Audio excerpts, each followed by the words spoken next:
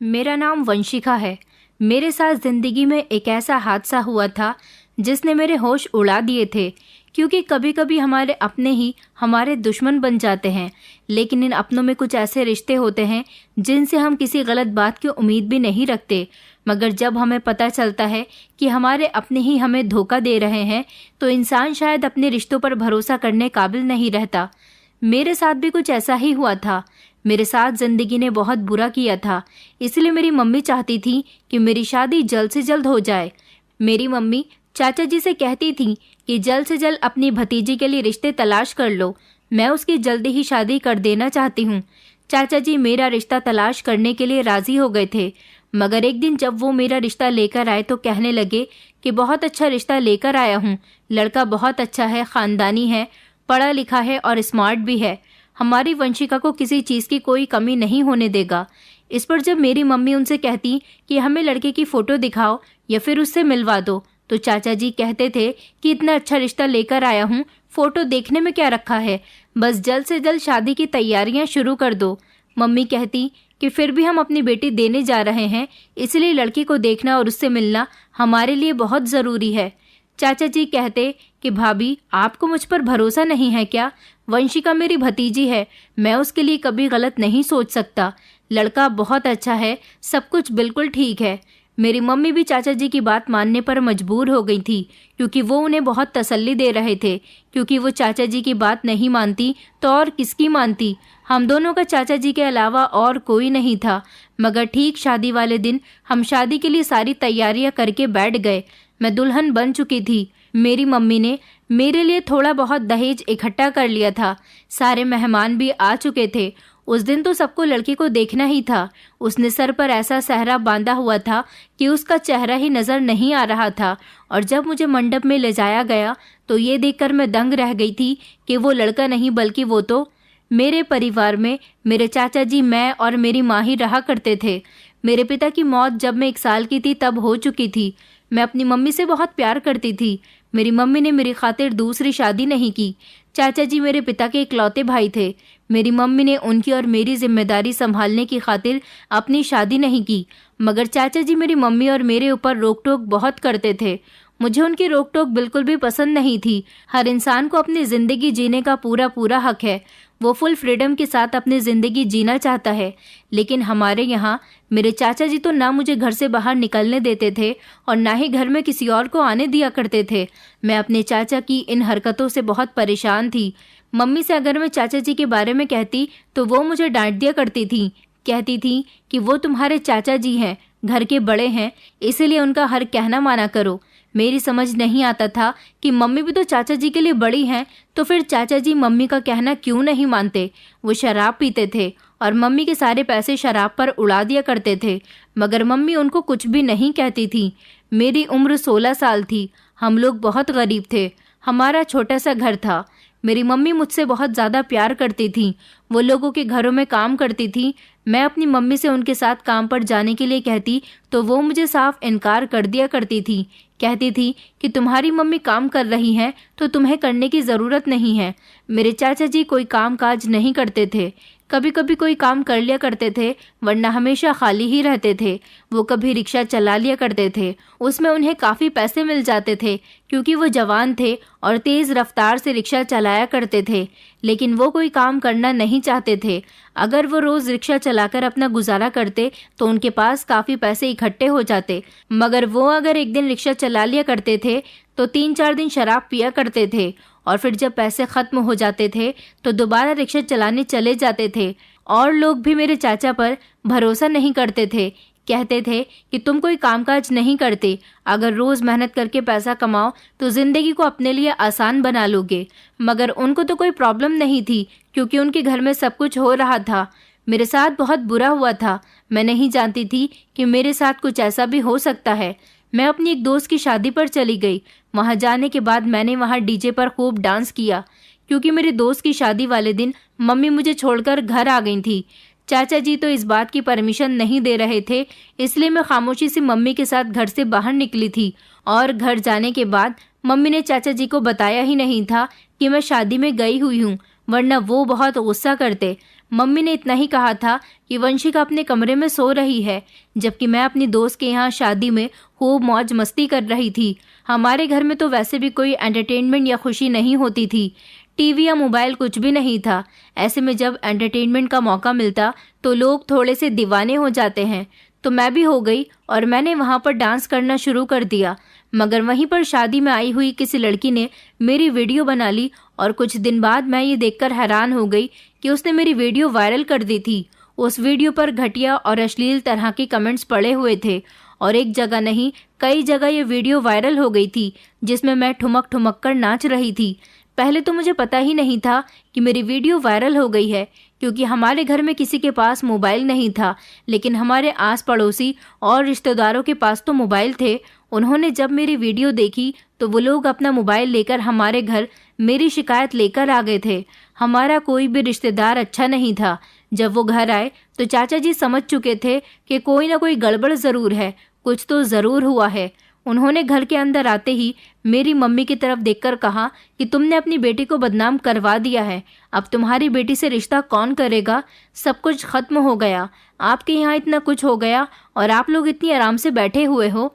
मेरे चाचा जी और मम्मी परेशान हो गए कि आखिर ऐसा भी क्या हो गया। तभी उन्होंने अपने मोबाइल से हमें वो वीडियो दिखाया जिसमें कि मैं नाच रही थी। ये सब देखकर तो हमारे होश उड़ चुके थे, क्योंकि कोई भी नहीं जानता था कि ऐसा भी कुछ हो सकता है। मेरे चाचा जी ने सबके सामने मेरे मुंह पर थप्पड़ मार दिया था और कहा कि ये क्या किया है तूने। उन्होंने मेरी मम्मी की तरफ देखकर कहा, भाभी मैं तो इसको कहीं जाने भी नहीं देता था, तो फिर ये सब कैसे हो गया? मैं आपसे कहता था कि अपनी बेटी को घर में ही रखा करो। देख लिया, आज लापरवाही का नतीजा कितना बड़ा निकला है। मेरी मम्मी भी गुस्से में आ गई थी और मैंने रोना शुरू कर दिया। फिर मैंने उनको बताया कि मैंने आखिर क्या गलत किया। मैं तो शादी में गई थी और मम्मी से पूछकर ही गई थी, बल्कि मम्मी मुझे खुद वहाँ पर छोड़कर आई थी। और शादी में अगर कोई जाता है तो थोड़ा बहुत नाच गाना कर लेता है, तो इसमें कौन सी बड़ी बात हो गई। मैंने कहा, चाचा जी आप भी तो लोगों की शादी में खूब नाचते हो, खूब खुशियां मनाते हो। अगर मैंने भी कर लिया तो इसमें कौन सी गलती कर दी मैंने? इसमें गलती मेरी नहीं थी, गलती उस इंसान की थी जिसने मेरी वीडियो वायरल कर दी थी। मगर औरत कुछ भी करे, उसे बदनाम करने के लिए कोई कमी नहीं छोड़ी जाती। चाचा जी बहुत गुस्सा कर रहे थे। मेरी मम्मी भी कहने लगी कि तुझे क्या ज़रूरत थी डांस करने की, तू खामोशी से नहीं बैठ सकती थी? तुझे नहीं पता कि आजकल हर इंसान के हाथ में मोबाइल है और दिमाग में ना जाने क्या क्या भरा हुआ है। इस तरह की हरकतें तो होती रहती हैं। वहाँ पर और भी तो लड़कियाँ थी, फिर तेरी ही वीडियो क्यों वायरल हुई? वहाँ पर बाकी लड़कियाँ भी तो थीं, तो फिर उन्होंने डांस क्यों नहीं किया? कहते हैं कि अगर इंसान पहले ही नरक में रह रहा हो तो उसे नरक बुरा नहीं लगता, लेकिन मेरे लिए तो अपना घर ही नरक बना हुआ था। और फिर मुझे इस पर क्या सज़ा मिली थी? यही कि अब तुम्हारे आज से घर से निकलना बंद कर देते हैं। ऐसा तो मेरे साथ पहले भी हुआ था। मैं पहले थोड़ी ना घर से बाहर कहीं घूमने फिरने जाया करती थी, या मुझे हर तरह की आज़ादी की परमिशन दी गई थी। इन लोगों ने तो मुझे पढ़ाया लिखाया भी नहीं था, ना ही मेरी किसी ख्वाहिश को पूरा किया था। घर में मेरी मम्मी चाचा जी की ही बात मानती थी, मेरी सुनने वाला तो कोई भी नहीं था। जब किसी लड़की को खिलाया पिलाया ना जा सके तो आपके कंधों पर बोझ बन जाए, उसको पढ़ाया लिखाया ना जा सके तो फिर कहते हैं कि उसकी शादी कर दो। बेटियों के साथ तो हमेशा यही किया जाता है। रात हुई तो मेरी मम्मी ने चाचा जी से बात की। मैं उन दोनों की बातों को सुन रही थी, क्योंकि हमारा घर छोटा सा ही तो था। मम्मी चाचा जी से कह रही थी कि वंशिका की शादी कर देते हैं, उसके लिए कोई अच्छा सा लड़का तलाश करो। वैसे भी 16 साल की हो गई है, जवान है, खूबसूरत है, रिश्ता आसानी से मिल जाएगा। एक न एक दिन तो हमें उसकी शादी करनी ही है। मैं चाहती हूँ कि उसकी जल्दी ही अब शादी हो जाए तो अच्छा रहेगा। चाचा जी कहने लगे कि भाभी कह तो ठीक रही हो, अब वो बदनाम हो चुकी है, वैसे अब उसकी शादी हो जाए तो बेहतर ही है, लेकिन वो इतनी बदनाम हो चुकी है कि उससे शादी करेगा कौन? भाभी आपने तो मुझे बड़ा मुश्किल काम दे दिया, मैं उसके लिए अच्छा रिश्ता तलाश करूँगा। मेरी मम्मी ने कहा, देखो जो तुम कर सकते हो वो कोई और नहीं कर सकता। मैं तो घर से बाहर नहीं निकल सकती और ना ही मुझे पता कि मैं कहाँ जाऊँगी, किससे बात करूँगी और कैसे बात करूँगी। वो होते हैं ना रिश्ते करवाने वाले, तुम उन लोगों से बात करो। अगर लड़का या लड़की में कोई कमी होती है तो वो लोग उसे छुपा देते हैं, बल्कि उनकी तारीफें बड़ा चढ़ाकर बताते हैं। इस तरह ही तो आजकल लोगों की शादियां होती हैं। चाचा जी कहने लगे कि भाभी उनकी फीस भी तो ज़्यादा होती है। मम्मी कहने लगी, कुछ तो करना पड़ेगा ना, ताकि ये मैटर सॉल्व हो जाए। मेरी मम्मी चाचा जी के सामने बैठी हुई थी, उनकी आंखों में आंसू थे।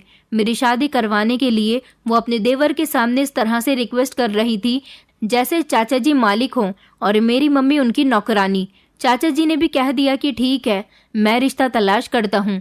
जगह जगह फिरना पड़ेगा, क्या कुछ नहीं करना पड़ेगा? और ना जाने आपकी बेटी के ऐप छुपाने के लिए मुझे कितने झूठ बोलने पड़ेंगे। मेरे पास तो इतने पैसे भी नहीं हैं, लेकिन फिर भी मैं कोशिश करता हूँ। मेरी मम्मी ने अपनी नाक में पहनी हुई छोटी सी सोने की लौंग उतारकर चाचा जी को दे दी और कहा कि इसे बेचकर तुम रिश्ता करने वाले की फीस दे देना, लेकिन कुछ भी करके मेरी बेटी की शादी करवा दो। हाँ, लड़के वालों से ये ज़रूर कह देना कि हम सिंपल तरीके से शादी करेंगे और जल्दी ही शादी कर देंगे। हमसे दहेज की उम्मीद भी मत रखना, क्योंकि हम गरीब लोग हैं। मेरे पास जो थोड़े बहुत पैसे जुड़े हुए हैं मैं वो भी तुम्हें दे दूंगी, बस मेरी बेटी की शादी करवा दो। रात के समय जब मम्मी कमरे में सोने के लिए आई तो मैंने उनसे कहा, मम्मी आपकी बेटी कहीं भाग तो नहीं गई, या आपकी बेटी ने कहीं मुंह काला तो नहीं कर लिया, जो आपको मेरी शादी की इतनी फिक्र हो रही है? अरे एक मामूली सी वीडियो ही तो वायरल हुई है, इसमें मेरा क्या कसूर है? मम्मी कहने लगी कि तुझे नहीं पता बेटी, औरत का ही तो सारा कसूर होता है। अरे औरत का तो तब भी कसूर होता है जब उसका कोई कसूर नहीं होता। और वैसे भी हमें तुम्हारी शादी एक न एक दिन तो करनी ही थी ना, तो फिर तुम इतना क्यों सोच रही हो? बस ये सोच लो कि हम तुम्हारी शादी कर रहे हैं, तुम्हें इसमें क्या परेशानी है? या फिर मैं ये समझ लूं कि तुम किसी को पसंद करती हो? मैंने मम्मी से कहा, मम्मी मैं किसी को भी पसंद नहीं करती। कभी आप लोगों ने मुझे घर से निकलने की तो परमिशन दी नहीं है, तो फिर मुझे इतनी परमिशन कहाँ से हो गई कि मैं किसी से मोहब्बत कर लूँ? मैं किसी से मोहब्बत नहीं करती, लेकिन आप जो ये मेरी जल्दबाजी में शादी कर रही हो ना, इस तरह मेरी ज़िंदगी में कोई भी उल्टा सीधा इंसान आ जाएगा। आज मेरे पिताजी जिंदा होते तो शायद आप लोग मेरे साथ ऐसा ना करते। चाचा जी की बात मानकर आपने बहुत गलत किया। चाचा जी जैसे इंसान से आपने मेरा रिश्ता तलाश करने के लिए कहा। वो खुद तो घटिया और शराबी इंसान है, वो मेरे लिए क्या रिश्ता तलाश करेंगे? मम्मी कहने लगी कि तुझे शर्म नहीं आती उनके बारे में ऐसा कहते हुए? वो तेरे चाचा जी हैं।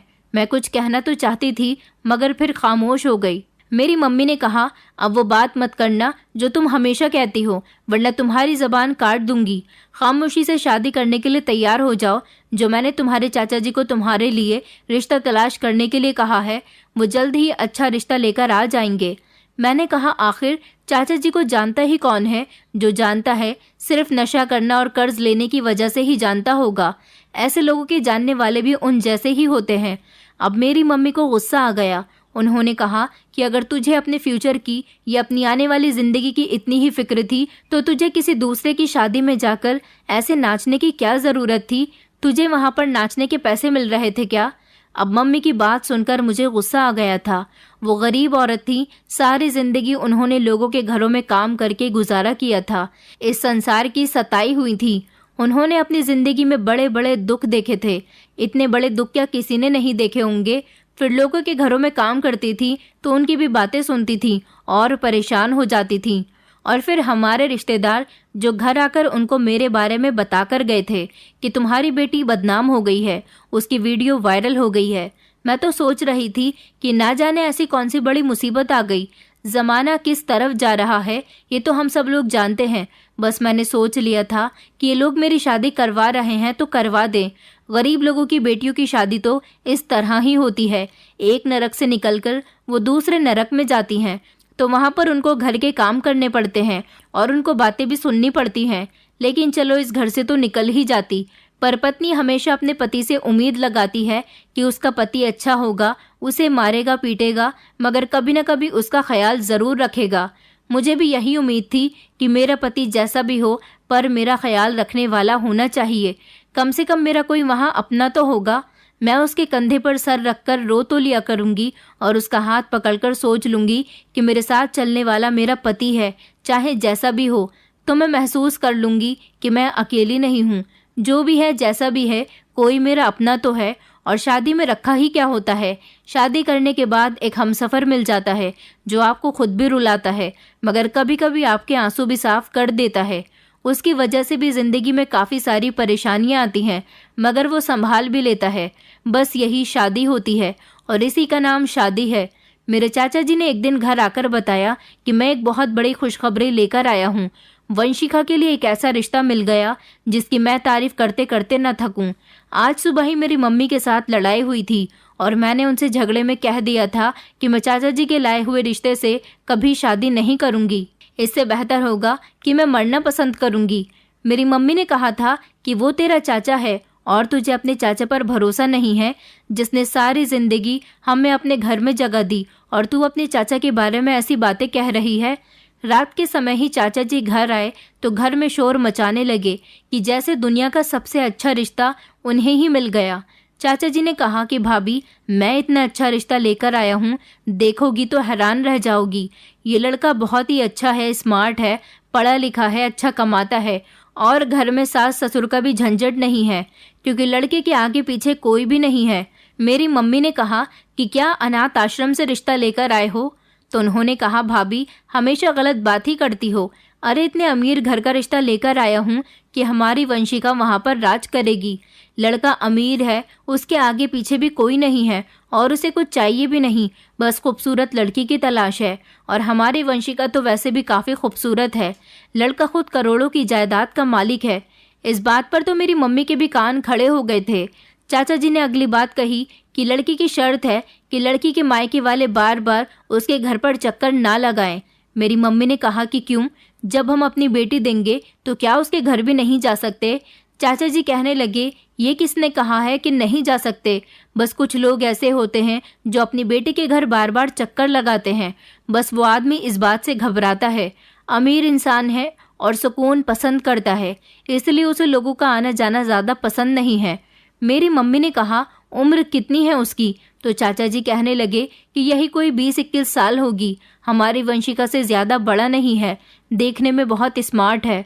मेरी मम्मी ने कहा कि लड़के का क्या नाम है? तो उन्होंने बताया कि लड़के का नाम मनीष है। मम्मी सोच में पड़ गई थी।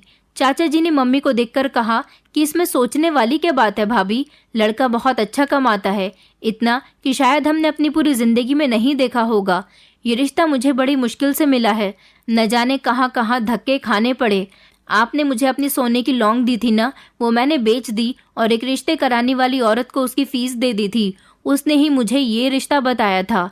मम्मी ने कहा कि अच्छा कोई बात नहीं, मुझे कोई परेशानी नहीं है, बस जल्दी से तुम लड़के वालों को हाँ बोल दो और मुझे लड़का दिखा दो। चाचा जी कहने लगे कि भाभी पागल तो नहीं हो गई हो, आपको लड़का देखने की क्या ज़रूरत है? जब इतना अमीर लड़का है तो फिर तुम उसके अंदर देखकर क्या करोगी? हमें तो वैसे भी वंशिका के लिए अमीर और खूबसूरत लड़का ही चाहिए था और ये सारी क्वालिटीज़ उसके अंदर हैं, तो फिर आपको उसको देखकर क्या करना है? वो अमीर इंसान है, इस तरह से उसकी इंसल्ट हो जाएगी। क्या आप फैसला उसे देखकर ही करोगी? मम्मी कहने लगी, अरे फैसला तो हो गया, हम अपनी वंशिका की शादी उसी के साथ करवा रहे हैं। मैं भी ये सब कुछ सुन रही थी, मगर मैं कुछ बोलती तो मेरी क्लास लग जानी थी, इसीलिए मैं खामोश रही। मेरी मम्मी ने कहा, लेकिन लड़की को देखना तो पड़ेगा ना एक बार, देखकर मैं अपने दिल को सुकून में कर लेना चाहती हूँ। चाचा जी कहने लगे कि मैं देख कर आया हूँ ना, तो फिर आपको क्या देखना है? आपको मुझ पर भरोसा नहीं है क्या? मैं लड़की को अच्छी तरह से देख कर आया हूँ, लड़का बिल्कुल ठीक है, बस मुझ पर भरोसा करो। ये तो आपको मेरा एहसान मानना चाहिए कि मैं आपकी बेटी के लिए इतना अच्छा रिश्ता लेकर आया हूँ। ये कोई आसान काम तो नहीं है, बहुत मुश्किल है ऐसे रिश्ते तलाश करना। कहाँ मिलते हैं ऐसे रिश्ते? लोग ऐसे रिश्तों में अपनी बेटियों को 5 मिनट की भी देरी नहीं लगाते, बल्कि लोग तो कहते हैं कि चाहे आप हमारी बेटी ले लो, मगर शादी जल्द से जल्द कर दो। चाहे लड़के की पहली शादी हो या दूसरी, लोग सिर्फ अमीर परिवार देखते हैं और अपनी बेटियों की शादी आंख बंद करके कर देते हैं। और मनीष जैसे लड़के को तो कोई भी अपनी कुंवारी लड़की दे देगा।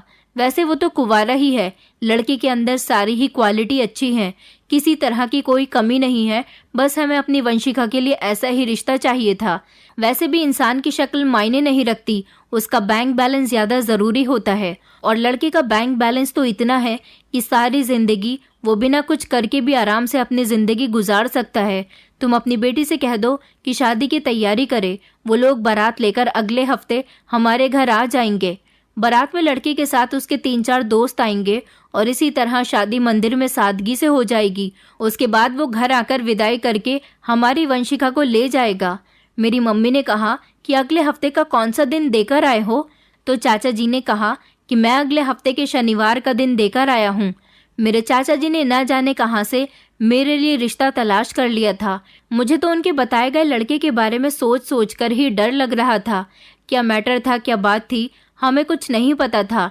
लेकिन उन्होंने हमें लड़के का फोटो तक नहीं दिखाया था, ना ही हमें लड़के से मिलवाया और ना ही हमें उसका घर दिखाया। लेकिन शनिवार में तो सिर्फ 5 दिन ही रह गए थे। बस कहने लगे कि शनिवार के दिन शादी है और शादी की तैयारी करने लगे। मेरी मम्मी ने अपने पास कुछ पैसे मेरी शादी के लिए जोड़कर रखे हुए थे। वो सारे पैसे मम्मी ने चाचा जी को दे दिए। चाचा जी इन पैसों से तैयारियां शुरू करने में बिजी हो गए और उन्होंने शादी से 1 दिन पहले तक सारी तैयारी पूरी कर भी ली थी। शनिवार वाले दिन चाचा जी सुबह सुबह हमें कहकर गए कि लड़की को तैयार कर दो। मुझे तो यकीन ही नहीं आ रहा था कि आज मेरी शादी है। मैं ना जाने क्यों इस शादी से घबरा रही थी। जिस तरह हर लड़की को अपनी शादी से खुशी होती है, मुझे अपनी शादी से कोई खुशी नहीं हो रही थी। मेरा दिल अजीब घबराहट का शिकार हो रहा था। मुझे मंदिर चलने के लिए कहा गया। मैंने अपनी मम्मी से इस शादी के लिए मना कर दिया। मैंने मम्मी से कहा, मम्मी, मेरा दिल अजीब घबराहट का शिकार हो रहा है। ऐसा लग रहा है जैसे कुछ गलत होने वाला है। मैं ये शादी नहीं करना चाहती क्योंकि मैं इस शादी से खुश नहीं हूँ। बस इतना ही कहना था कि मम्मी ने एक जोरदार थप्पड़ मेरे गाल पर लगा दिया और कहने लगी कि पहले ही तुम्हारी वजह से हमारे सारे रिश्तेदार हमसे नाराज़ हैं कि हमने तुम्हें बिगाड़ दिया और तुम्हारी वीडियो वायरल होने से तुम कितनी बदनाम हो चुकी हो। तुम्हारी इस हरकत की वजह से हमें सारे लोगों के सामने कितनी शर्मिंदगी महसूस हुई थी। अपनी शर्मिंदगी दूर करने के लिए ही हम तुम्हारी शादी करने जा रहे हैं। तो तुम अब सारी तैयारियां होने के बाद शादी से इनकार कर रही हो। इसका मतलब है कि तुमने अपनी माँ की बेइज्जती करवाने का ठान लिया है। खामोशी से चलो और शादी कर लो। मंदिर में बारात आ चुकी है और हमारा इंतज़ार किया जा रहा है। गरीब लोग हैं ना, गरीब तो अपनी बेटियों को बातों से भी मारते हैं और हाथों से भी, और हमें भी आदत हो जाती है। 1-2 थप्पड़ तो हम ऐसे ही खा लेते हैं। मेरी मम्मी ने भी मुझे ऐसे ही मारा था, इसलिए खामोश रहने के अलावा मेरे पास और कोई हल नहीं था। मुझे मंदिर ले जाया गया था। वहाँ मैंने जाकर देखा तो मेरे पति ने इतना लंबा सहरा पहना हुआ था कि उसका चेहरा नजर ही नहीं आ रहा था। धीरे धीरे शादी के रस्मों रिवाज होने शुरू हो गए। मेरे दिल में बार बार अजीब अजीब से ख्याल आ रहे थे, पर मेरी तो कोई सुनने वाला ही नहीं था। मेरे लिए यही बेहतर था कि मैं खामोशी से ही शादी कर लेती। मेरी मम्मी ने चाचा जी से कहा था कि बारात जब घर जाएगी और हमारी वंशिका घर से विदा होगी तब मुझे पहले ही बता देना। मुझे अपने दामाद का स्वागत अच्छे तरीके से करना है। मेरी मम्मी ने मेरे पति के लिए फूलों की पत्तियां मंगाई हुई थी। वो मेरे पति का स्वागत फूलों से करना चाहती थी। मेरे चाचा जी ने कहा कि छोड़ो भाभी स्वागत को। मेरी मम्मी के तो दिल में बहुत सारे अरमान थे क्योंकि मैं उनकी इकलौती बेटी थी। आज मुझे रह रहकर अपने पिता की याद आ रही थी। मैंने अपने पिता को सिर्फ फोटो में ही देखा हुआ था, मगर मुझे पक्का यकीन था कि अगर आज वो जिंदा होते तो शायद मेरी मर्जी के बिना ये शादी नहीं हो रही होती। मैंने सुना है कि पिता बेटियों से बहुत प्यार करते हैं और बेटियों के नखरे उठाते हैं। पिता तो अपनी बेटियों को सर का ताज बनाकर रखते हैं। काश मेरे भी पिता जिंदा होते तो मैं भी उनके सर का ताज, आंखों की ठंडक और दिल का सुकून होती। मेरी आंखों में आंसू थे और मैं रो रही थी। मैं दुल्हन बनकर तैयार हो गई थी। मेरी मम्मी ने कहा कि आज तो तुम बहुत ही सुंदर लग रही हो, लेकिन सावधान रहना, कोई भी ऐसी वैसी हरकत करने की ज़रूरत नहीं है जिससे तुम्हारी मम्मी का लोगों के सामने सर नीचा हो जाए। अपनी मम्मी पर तो मुझे बहुत गुस्सा आ रहा था। आज उनकी इकलौती बेटी विदा होने जा रही थी, मगर उनके दिल पर थोड़ा भी एहसास नहीं था। बस वो तो जैसे तैसे अपनी बेटी को घर से निकाल देना चाहती थी। मेरे पति को मेरे सामने मंडप में बिठा दिया गया था, मगर अजीब बात ये थी कि मम्मी मुझे बहुत परेशान नजर आ रही थी। उस समय मेरे चाचा जी कहीं गायब हो गए थे। जब से मैं और मम्मी मंदिर आए थे तब से ही वो हमें कहीं नजर नहीं आ रहे थे। मेरी मम्मी चाचा जी को ढूंढ रही थी क्योंकि मेरी मम्मी उन्हें हमेशा अपना भाई मानती थी और उन्होंने अपना छोटा भाई समझकर ही उनकी सारी जिंदगी सेवा की थी। ये समय बहुत स्पेशल था, इसलिए उनका होना बहुत ज़रूरी था। मम्मी ने कुछ लोगों से भी पूछा था कि क्या आपने मेरे देवर को देखा है, मगर उन लोगों में से किसी ने भी चाचा जी को इस समय नहीं देखा था। मम्मी ने कहा था कि अगर आपको वो कहीं भी दिखाई दे तो कह देना कि वंशिका की शादी होने जा रही है, जल्दी यहाँ पर आ जाएं। मैं अपने पति के बराबर में बैठी हुई थी। मैं किसी भी तरह अपने पति का चेहरा देखना चाहती थी, मगर उसका चेहरा इतना लंबा था कि मैं उसका चेहरा नहीं देख पा रही थी। मगर अजीब बात ये थी कि वो एक अमीर इंसान होते हुए भी अपनी मजाक बनवाने के लिए ऐसे कपड़े और सेहरा क्यों पहनकर आया था। मैंने सुना है कि अमीर लोग तो सूट बूट पहनते हैं, उनकी शादी हो, कोई फंक्शन हो या कुछ भी, या फिर अपनी बारात वाले दिन कोई दूल्हा अपनी नई शेरवानी पहन लेता है। लेकिन मेरे दूल्हे को देखकर तो ऐसा लग रहा था जैसे वो पुराने टाइप की शेरवानी पहनकर आया हो। उसका गेटअप देखकर ही नहीं लग रहा था कि वो कोई अमीर इंसान है। उसके साथ चाचा जी के कहने के मुताबिक बारात में 3-4 दोस्त भी आए थे। उनकी कंडीशन भी कुछ ऐसी ही लग रही थी जैसे वो कोई अमीर न हो, लेकिन जो इंसान अमीर होता है उसके रिश्तेदार और उसके दोस्त भी अमीर ही होते हैं। चलो फिर 1-2 दोस्त अमीर नहीं होता होगा, लेकिन यहाँ तो सारे ही लड़के मुझे गरीब नजर आ रहे थे। ऐसा लग रहा था जैसे किराए के कपड़े पहनकर आए हैं, क्योंकि कपड़ों की कंडीशन बता रही थी कि इनको कई बार पहना जा चुका है। मैं घूंघट की आड़ में सब कुछ देख रही थी। मुझे अपने पति में कोई भी इंटरेस्ट नहीं था, बस मैं तो किसी तरह उसका चेहरा देख लेना चाहती थी। पंडित जी इतने में मंत्र पढ़ रहे थे और मेरी कड़ी नज़र अपने पति की तरफ थी, मगर भगवान की करनी अच्छी हुई थी कि अचानक मेरे पति के मोबाइल पर किसी की कॉल आ गई और उसने जैसे ही अपना मोबाइल अपनी शेरवानी की जेब से निकाला तो मोबाइल ज़मीन पर गिर गया। उसने जैसे ही मोबाइल उठाने के लिए अपना सर झुकाया तो हवा की झोंके से उसके चेहरे से सेहरा हट गया था। उसने फौरन ही अपने चेहरे को मोबाइल उठाते ही ठीक कर लिया, लेकिन मैं तो कड़ी नज़र उस पर जमाकर बैठी हुई थी। मुझे अपनी आंखों पर विश्वास ही नहीं हो रहा था कि मैंने क्या देख लिया। मेरे पैरों तले से ज़मीन निकल चुकी थी। मुझे ऐसा लग रहा था जैसे यहाँ सब कुछ घूम रहा है। जो मैंने देखा वो सच भी था या फिर मेरी आंखों का धोखा था? नहीं नहीं, आंखों का धोखा कैसे हो सकता था? वो इंसान मेरे बिल्कुल करीब बैठा हुआ था, तो फिर मेरी आंखें धोखा कैसे खा सकती थीं? पंडित जी ने मंत्र पढ़ने के बाद मेरे गले में मंगलसूत्र पहनाने के लिए कहा, मगर मैं इस इंसान से शादी नहीं कर सकती थी, क्योंकि ये इंसान कोई और नहीं, मेरे चाचा जी थे। उन्होंने तो कहा था कि वो किसी मनीष नाम के अमीर लड़के से मेरी शादी करवा रहे हैं, मगर वो तो खुद दुल्हा बनकर बैठ गए थे। वो मंगलसूत्र उठाकर मेरे गले में डालने ही जा रहे थे कि मैं झट से खड़ी हो गई। मुझे इस तरह से खड़ा हुआ देखकर मैंने अपनी मम्मी से कहा कि मम्मी, मैं इस इंसान से शादी नहीं कर सकती। इस शादी को अभी और इसी वक्त रोक दिया जाए। मम्मी ने मुझे घूर कर देखा और आंखों का इशारा करते हुए कहने लगी कि खामोशी से बैठ जाओ। मगर मैं कैसे बैठ सकती थी? ऐसा करना मेरे लिए नामुमकिन था। अगर शादी हो जाती तो बहुत बड़ा पाप हो जाना था। मेरी तो सारी जिंदगी ही खराब हो जाती। मैंने मम्मी से कहा, नहीं, मैं अब आपकी एक नहीं सुन सकती, मैं नहीं करूंगी ये शादी। मम्मी जल्दी से मेरे करीब आई और मुझे हाथ से नीचे बैठाने की कोशिश करने लगी। धीमे से मेरे कान में कहने लगी कि मंदिर में और भी लोग हैं, उन सब के सामने हमारी बेइज्जती मत करवाओ, खामोशी से बैठकर शादी कर लो। लेकिन मैंने चिल्लाते हुए कहा था, मम्मी, ये इंसान कोई और नहीं, चाचा जी हैं, हमारे साथ धोखा किया जा रहा है। मम्मी कहने लगी कि खामोश हो जाओ बदतमीज लड़की, कैसी बातें कर रही हो? तुम तो वैसे भी इस शादी को नहीं करना चाहती थी, अब सारा इल्ज़ाम अपने चाचा पर लगा रही हो। मैंने कहा, मम्मी, आपको अगर मेरी बात का यकीन नहीं आता तो आप देख सकती हो कि दूल्हे के रूप में मनीष नहीं बल्कि चाचा जी बैठे हुए हैं। आप ज़रा इनका चेहरा तो देखो। मम्मी और वहाँ पर मौजूद सारे ही लोग हैरान हो गए थे। किसी को भी यकीन नहीं आ रहा था, लेकिन चाचा जी तो ऐसी खामोशी से बैठे हुए थे जैसे उनको उम्मीद ही ना हो कि उनका राज खुल भी सकता है। मैंने जल्दी से चाचा जी का सेहरा उनके चेहरे से उठाकर दूर फेंक दिया। वहाँ के सारे ही लोग हैरान होकर उनको देख रहे थे। किसी को भी अपनी आंखों पर विश्वास नहीं हो रहा था कि जो वो देख रहे हैं वो सच है या फिर झूठ। मेरी मम्मी को भी एक जोरदार झटका लगा था, क्योंकि उनको उम्मीद नहीं थी कि चाचा जी ऐसा भी कर सकते हैं। चाचा जी तो अपना सर झुकाकर बैठे हुए थे। सारे ही लोग हमारे बारे में अजीब अजीब तरह की बातें बना रहे थे। मम्मी ने कहा कि सब लोग घर जा सकते हो, ये शादी नहीं हो सकती। मम्मी मेरा हाथ पकड़कर घर लेकर आई थी और हमारे घर आने के आधे घंटे बाद ही चाचा जी भी घर पर आ गए थे। मैं अपनी मम्मी के गले लगकर रो रही थी। मेरी मम्मी ने कहा कि बेटी, मुझे माफ़ कर दो, मैंने तुम्हारे चाचा पर भरोसा करके उसकी बात मान ली थी, लेकिन मुझे नहीं पता था कि वो ऐसी घटिया हरकत भी कर सकता है। मैंने कहा, मम्मी आखिर मैं चाचा जी की औलाद समान हूँ, उन्होंने मेरे साथ ऐसा क्यों किया। अचानक चाचा जी घर में आए तो मम्मी ने उनका गिरेबान पकड़ लिया और कहा कि बताओ, मैं तो समझती थी कि तुमने सच में ही मेरी बेटी को अपनी भतीजी मान लिया है, मगर मुझे नहीं पता था कि तुम इतने सालों से मेरी बेटी पर अपनी नज़र रखे हुए हो।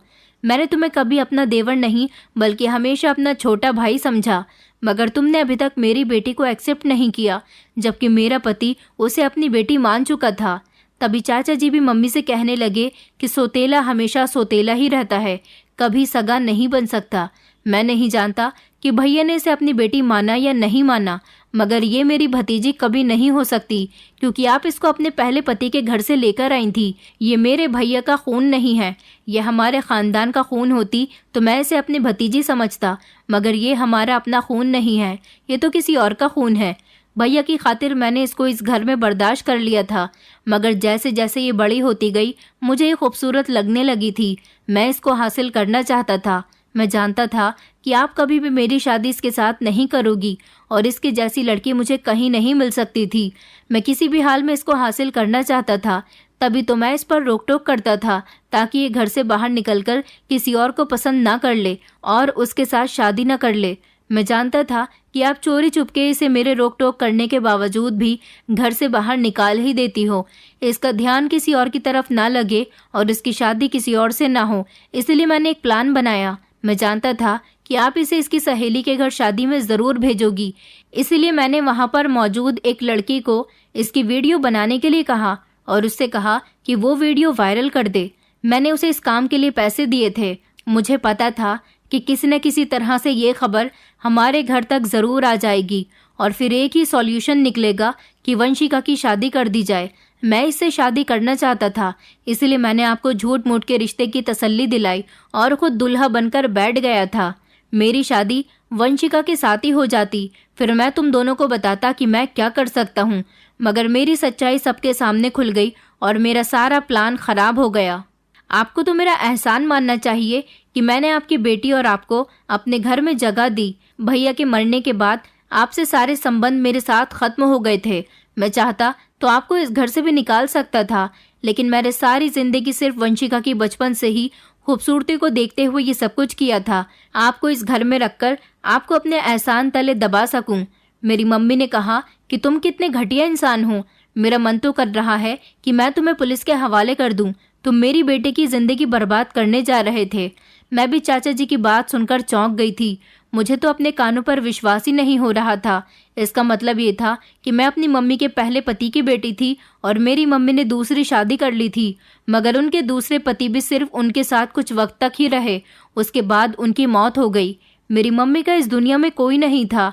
ये बात तो मैं पहले से ही जानती थी, मगर ये बात मुझे अब पता चली थी कि चाचा जी मेरे सौतेले चाचा थे और उन्होंने मेरी मम्मी और मुझे इस घर में रहने के लिए जगह दी हुई थी। तभी तो मेरी मम्मी सारी जिंदगी उनकी बात मानती आ रही थी, लेकिन अब मेरी मम्मी ने चाचा जी का घर छोड़ने का फैसला कर लिया था। उन्होंने मेरा और अपना सामान पैक कर लिया और हम लोग इस शहर को ही छोड़कर चले गए थे। अगर मेरी मम्मी दोबारा से चाचा जी के साथ रहना शुरू कर देती तो वो मेरे साथ कुछ भी कर सकते थे, क्योंकि एक इंसान जब इतनी बड़ी प्लानिंग कर सकता है तो हमें नुकसान पहुंचाने के लिए बहुत कुछ कर सकता है। अब हम दोनों माँ बेटी एक नए शहर में आकर मिलकर लोगों के घरों में काम करते हैं, लेकिन भगवान की कृपा से हमें एक बड़े बंगले में नौकरी मिल गई और यहाँ की मालकिन ने हम पर बहुत सारे एहसान किए। उन्होंने हमें इस बंगले में काम करने पर रहने के लिए क्वार्टर भी दे दिया। हम दोनों माँ बेटी की जिंदगी इसी तरह गुजर रही है, मगर बहुत सुकून से गुजर रही है। चाचा जी तो शायद बीमार रहने लगे हैं और उनका साथ देने वाला अब कोई भी नहीं है। सुना है कि वो अपनी बीमारी के समय में हमें याद करते हैं, मगर हम लोगों ने कभी दोबारा उनकी तरफ पलटकर नहीं देखा। दोस्तों, उम्मीद करती हूँ आपको हमारी कहानी पसंद आई होगी। कहानी पसंद आई है तो वीडियो को लाइक करें, चैनल पर नए हैं तो चैनल को सब्सक्राइब करें और हाँ, नोटिफिकेशन बेल को ज़रूर दबाएं ताकि अगली अपडेट सबसे पहले आपको मिले।